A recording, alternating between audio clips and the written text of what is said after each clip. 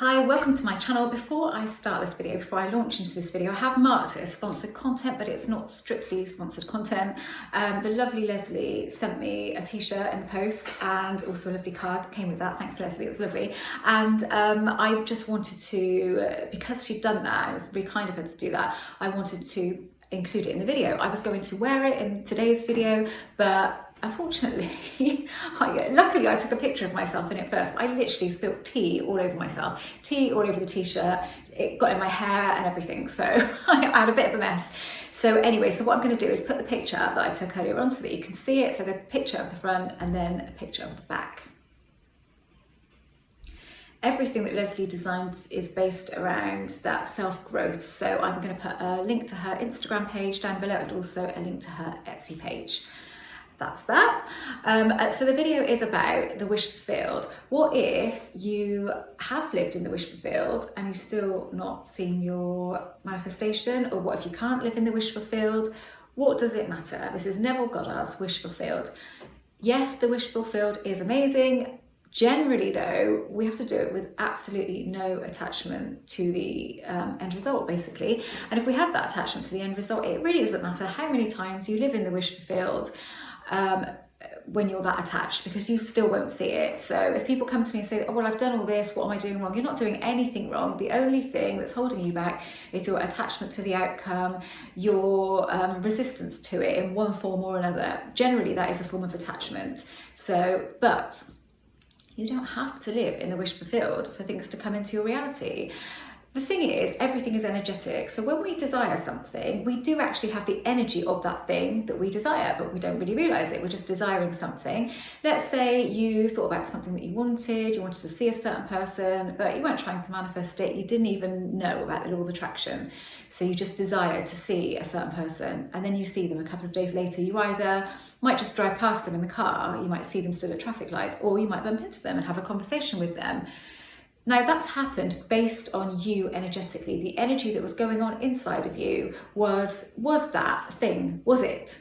Was the energy of that event in whichever way. When we say something like we want to see someone, this is very literal, it appears to be. So that is why you might be thinking, I want to see somebody, thinking, well, I want to see them, have a conversation with them. But if you've more felt just seeing them, you might just see them in the car, you might just see them from a distance.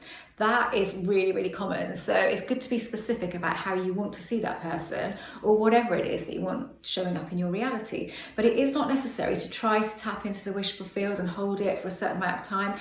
I don't really do it anymore, to be honest with you, and it doesn't stop things coming into my life, but I did used to do it, and I used to like to do it for about 2 minutes at a time, because I kind of feel like I was doing something then, and then I would just let it go. I think, well, I can't do it for any longer than that. It's impossible for me to walk around day in, day out pretending that I have something that I don't have. So, but it isn't necessary, because actually when you've desired something, when you've had a pure desire for something, you have had the energy of it, and that almost is the wish fulfilled in a way, just another way of looking at it. But it's really what the wish fulfilled is energy. So internally, the energy that you have is of that thing already having happened. So that's going to show to you. It's going to show in your reality, providing you are not attached to the outcome and you're not bringing in circumstances and all of that stuff. It's got to be a kind of a pure energy, a pure energetic version of it. And that means that you just have the desire for it, but you have no white noise around it. None of that other messy stuff that we tend to have when we are trying to do something. So we can try too hard and we can actually feel it as if it's happening, but we have all that attachment, so we still don't see it. We still see 3D as it is, and we think we're doing something wrong, but we're not. So that you can't do anything wrong with this. It's impossible to do it wrong. All you really need is a desire for it. So I would say you don't need to find the wish fulfilled. You don't need to find the feeling. You can just think, I really, really want this, and feel the desire for it, and then just leave it alone.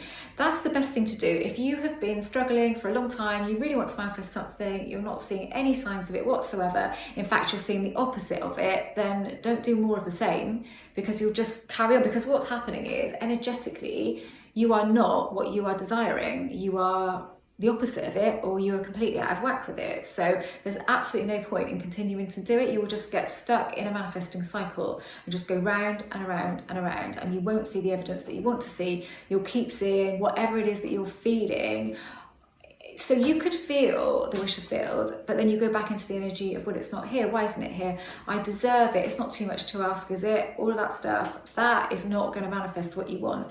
If you kind of throw your toys out of the pram and say, I deserve this, it's not fair, I'm frustrated, other people are getting what they want, all of that is an energy. So all it will do is bring you more frustration, more signs that the opposite of what it is that you want.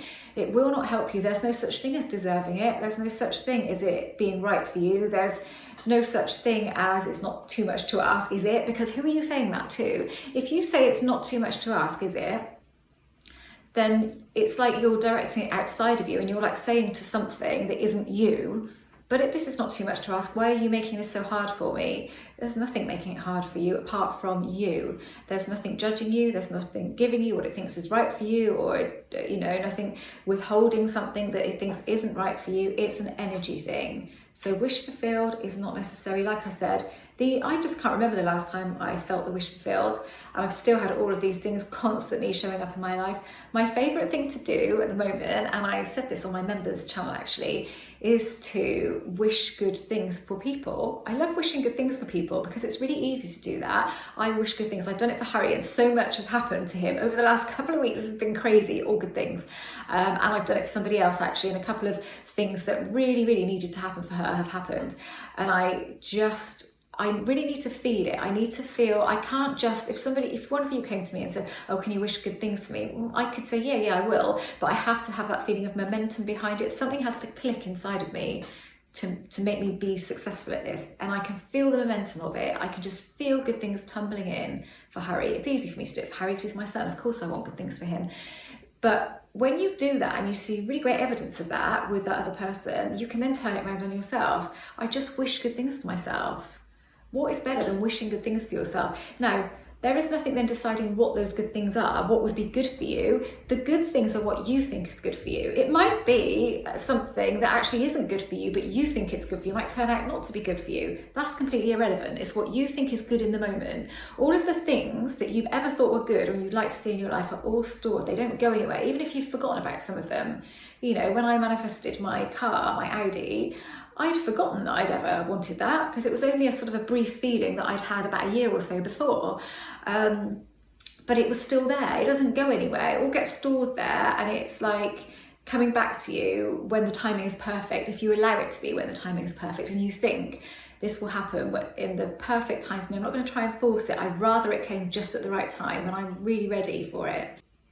But again, I'm just going to reiterate, it is not necessary to find the wish fulfilled, because in a way it can be a bit negative, because Neville could do that. Of course he could do that, because he wasn't bogged down by many quibbles, as he called them. Not in that respect. He just knew, if I feel it and walk around with it for a bit, that's going to show up in my reality, and it did, and it will.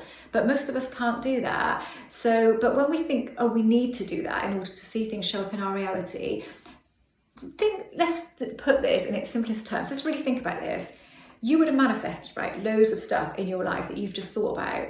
Did you sit and find the wish fulfilled for that thing to come into your life? No, I don't expect you did, because it would have happened. Probably some stuff you might have done, that you weren't too attached to, but stuff that you've done in the past that you didn't even know what you were doing. You didn't sit there and try and evoke the wish fulfilled. You just had a desire for something. Again, when you have a desire for it, you are evoking the energy of it, but you don't realise it. It could be really, really subtle. It could be just a little thing that you have the feeling for, but you are evoking almost the wish fulfilled in that desire. So don't get too hung up on finding the wish fulfilled as a thing. Oh, it's a thing and I have to tap into the feeling, I have to feel the feeling, but I can't feel feelings. And you could get really stressed out about it, and actually it's completely unnecessary. Like I said, I don't think I've done it for about 18 months or so, and it hasn't stopped anything. So please don't worry about that. I love Neville, I really do. I love his stuff, and he is what got me into understanding how this works and really getting it. But I don't go, okay, Neville is right and everything. I have to follow the Neville way in order to make this work for me. No, you don't. You just follow your way. If it feels good, do it. If it feels bad, don't do it. But you do not, absolutely do not have to live in the wish fulfilled in order to change your life